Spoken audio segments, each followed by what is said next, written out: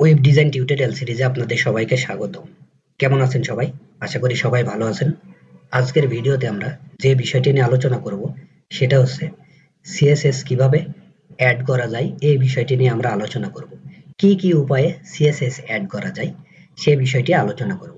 তো চলুন আমরা শুরু করি। এখানে দেখুন কি বলছে, হাউ টু অ্যাড সিএসএস, কিভাবে সিএসএস অ্যাড করা যায়। 3 ওয়ে টু ইনসার্ট সিএসএস, তিনটা উপায়ে সিএসএস অ্যাড করা যায়। এখানে যেটি বলছে প্রথমে এক্সটার্নাল সিএসএস, তারপরে ইন্টারনাল সিএসএস, তারপরে ইনলাইন সিএসএস। এই যে তিনটা উপায়ে সিএসএস অ্যাড করা যায়, এই তিনটা উপায় আমরা এখন ধাপে ধাপে দেখব। প্রথমে যেটি বলছে এক্সটার্নাল সিএসএস, এক্সটার্নাল সিএসএস কিভাবে ইউজ করা যায় বা কিভাবে নিতে হয়, এখানে সেই বিষয়টা বলছে।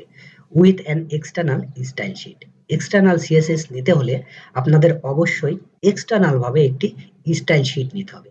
এই যে দেখুন এখানে এক্সটার্নাল কথাটার মানে কি, আলাদা, আলাদাভাবে একটি স্টাইল শিট নিতে হবে।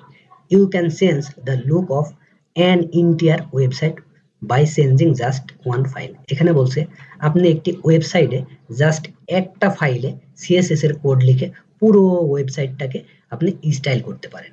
এক্ষেত্রে আপনাকে যেটি করতে হয়, each HTML page must include reference to the external style sheet file inside the link element inside the head section. এখানে বলছে এইচটিএমএল পেজের মধ্যে যে হেড সেকশনটা থাকবে, সেই হেড সেকশনের মধ্যে এই লিঙ্ক নামে এলিমেন্ট ইউজ করে লিঙ্ক আপ করতে হবে আপনি যেই এক্সটার্নাল সিএসএস ফাইলটা নেবেন সেই ফাইলটাকে। উদাহরণের সাহায্যে বিষয়টা আমরা ক্লিয়ার হই। প্রথমে যেটি করছে এখানে দেখুন ডক টাইপ এইচটিএমএল, এভাবে এইচটিএমএল এর একটি কোড লিখেছে। আর এই যে হেড, এই হেড ট্যাগের মধ্যে লিঙ্ক আপ করেছে style.css, এই নামে একটি এক্সটার্নাল ফাইল নেওয়া হয়েছে style.css এই নামে।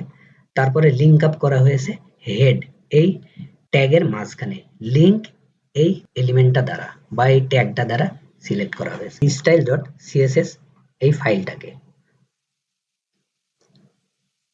এই যে দেখুন style.css আলাদাভাবে একটি ফাইল নেওয়া হয়েছে, তারপরে আলাদা জায়গায় এই স্টাইলগুলো দেওয়া হয়েছে।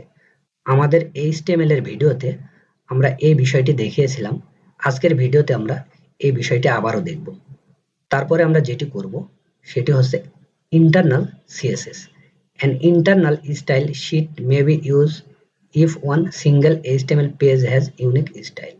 এখানে বলছে সিঙ্গেল পেজ থাকবে, সেই পেজের মধ্যে আমরা এই স্টাইল শিটটা ব্যবহার করতে পারবো, এই ইন্টারনাল সিএসএসটা।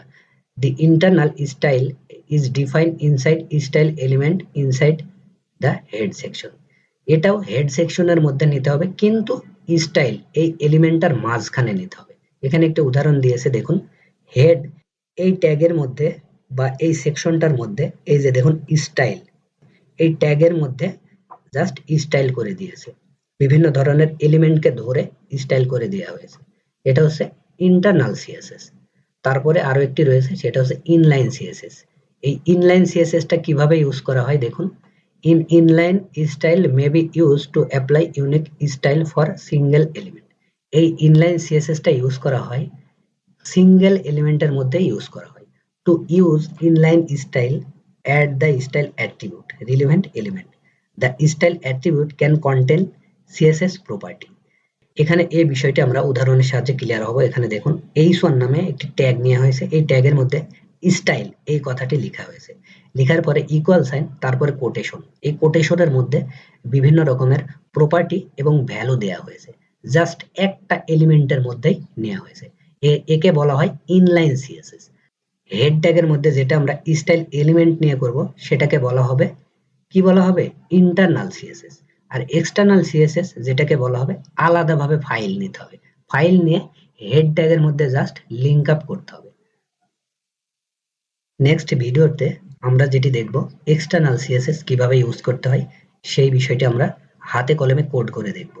তো আজকের ভিডিও এ পর্যন্তই, সবাই ভালো থাকবেন, ধন্যবাদ।